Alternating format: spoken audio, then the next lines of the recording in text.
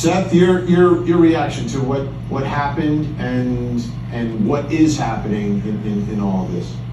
My professional opinion, I would say something along the lines of Chris and Katie did something to my son.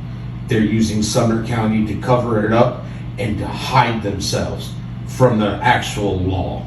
And it's all about Chris and Katie Proudfoot, who Katie Proudfoot is the mother of Sebastian, and then Chris is the stepfather. And they brought an action to restrain, to stop Bullhorn Betty from allegedly harassing them. From the East Coast to the West Coast, we are everywhere true crime is. We are asking for the public's help. We are searching in the woods. We are doing what it takes here on the Bullhorn Betty channels to find answers to the most alarming cases we have been watching on the news. I can tell you personally that I have traveled this entire country seeking these answers and bringing that content right here to you here on the Bullhorn Betty channels and Bullhorn Betty crime stories. We are happy with the work that we've done. We brought many answers to the public, and we have defied mainstream media in our pursuit of the truth in these cases. We will continue to work, we will continue to fight for these victims, and we will continue to tell their stories here on my channels. Welcome to the Bullhorn Betty brand of channels and the Coffee Club. Thank you for your love, thank you for your support, and more importantly, thank you for allowing me to bring these victims' stories to each and every one of you, advocating for each of these victims. God bless you. God bless America, and more importantly, God bless our victims.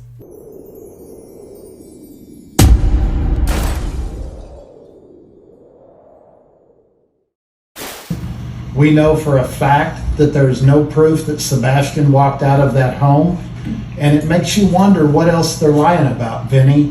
Have other people contacted you based off of Ms. Griffin's conduct on her social media accounts? Hundreds. Okay. How often does that happen? Daily.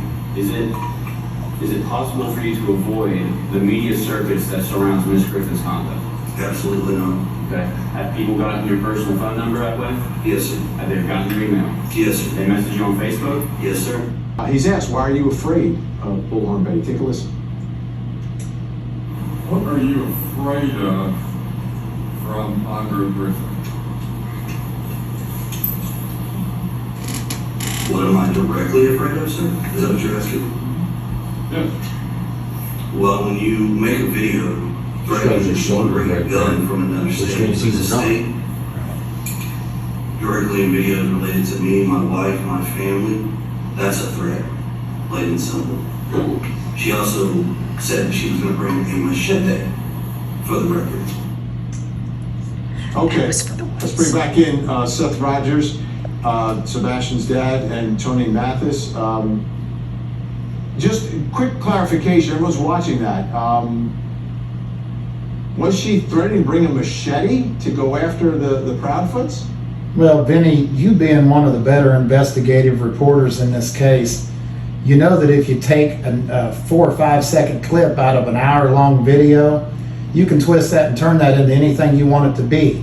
When she was talking about the things that she was going to need to be walking through these heavily wooded areas, one of the things that she mentioned she would probably need is a machete. But you don't get to see all that because that doesn't fit the narrative. Does that make sense? Well, on top of that, I get. if she had stated that she was going to bring a machete, don't you think the felon that made the video for the Proudfoots would have actually clipped that in there? It happened. But I want to bring in our special guest joining us tonight. Sebastian Rogers' father, Seth Rogers, is with us, and the Rogers family spokesperson, Tony Mathis, as well. Thank you both for coming here.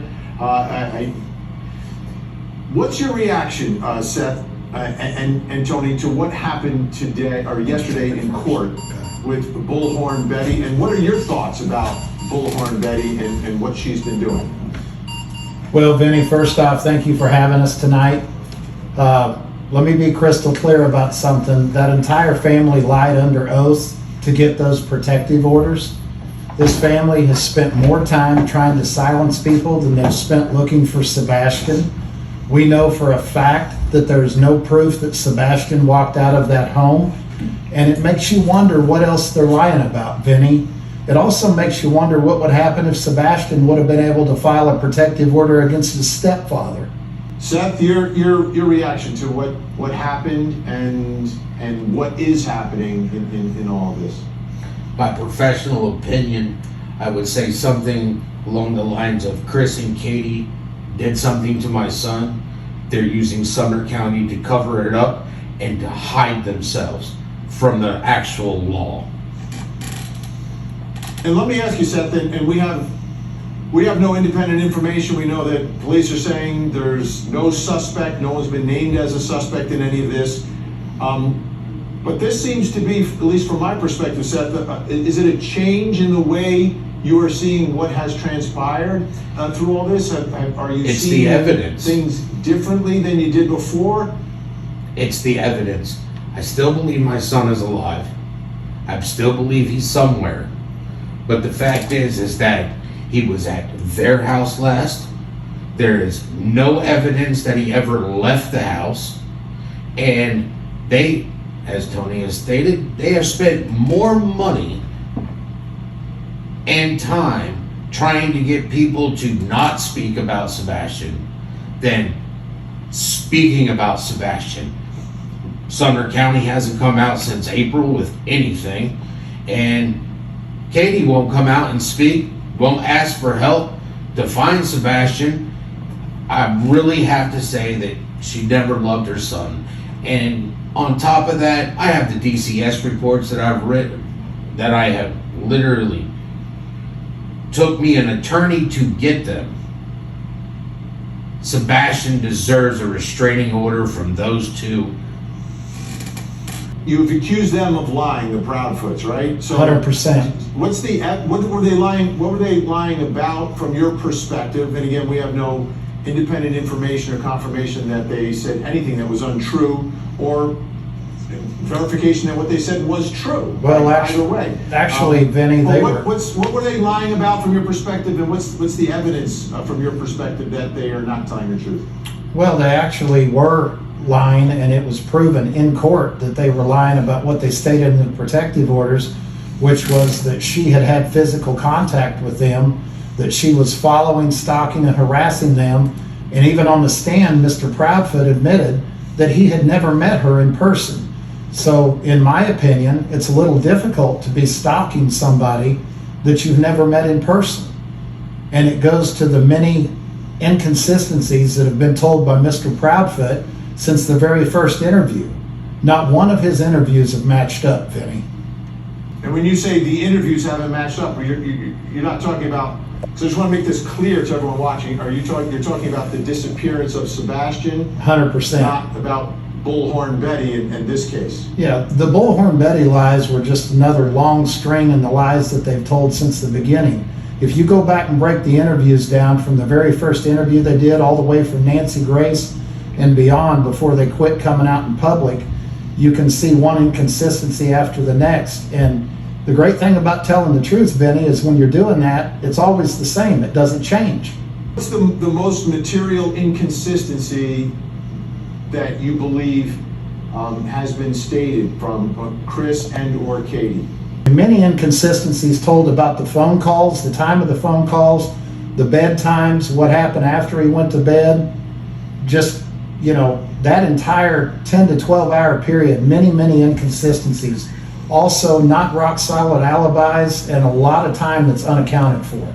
They were also, probably the biggest thing, Vinny, is that they told Nancy Grace that they were told by TBI not to take a polygraph, and we found out later from TBI that is 1,000% not accurate.